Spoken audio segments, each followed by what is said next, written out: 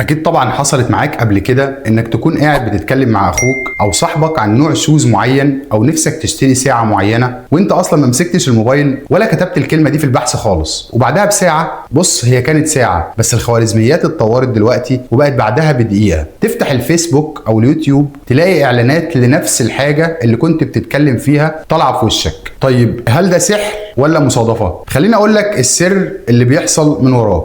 القصة كلها بتبدأ من كلمة واحدة، الصلاحيات. لما بتنزل أي تطبيق أو لعبة جديدة أول ما بتفتحها بتلاقيها مطلعة لك رسائل كتير ورا بعض، هل توافق على كذا؟ وإحنا من استعجالنا بنفضل نضغط موافق موافق موافق من غير ما نقرأ حرف واحد، وده بشوفه بنفسي مع كل الناس اللي بتعامل معاها في شغلي إلا نادرا حد يكون فاهم ومركز. الصلاحيات دي بتنقسم ل3 أنواع ولازم نركز فيهم. النوع الأول صلاحيات منطقية، يعني لما تنزل مثلا تطبيق كاميرا ويطلب منك إذن استخدام كاميرا الموبايل او تطبيق خرائط ويطلب منك الجي بي اس، فده طبيعي جدا وعشان التطبيق يعرف يشتغل. النوع الثاني صلاحيات ملهاش اي لزوم، لما تنزل لعبه عربيات مثلا وتلاقيها بتطلب منك الاذن انها تفتح المايك وهي اصلا مش اونلاين. ليه اللعبه محتاجه تسمعك وانت بتلعب؟ او تنزل تطبيق كشاف ينور لك في الضلمه وتلاقيه بيطلب منك يشوف قائمه الاسماء وارقام اصحابك. هنا لازم تقف وتشك لان في حاجه مش مظبوطه. النوع الثالث والاخطر صلاحيات الوصول او الاكسسبيليتي، دي صلاحيه خطيره جدا لانها ببساطه بتخلي التطبيق يشوف كل حاجه بتتحرك على شاشه موبايلك ويتحكم فيها بدالك. في تطبيقات خبيثه بتطلبها بحجه انها بتسرع الجهاز او تنظفه، وفي الحقيقه هي بتدخل تقرا رسايلك وكلمات السر بتاعتك وحتى بيانات فيزتك البنكيه وانت مش حاسس. طيب ايه الحل عشان نحمي نفسنا؟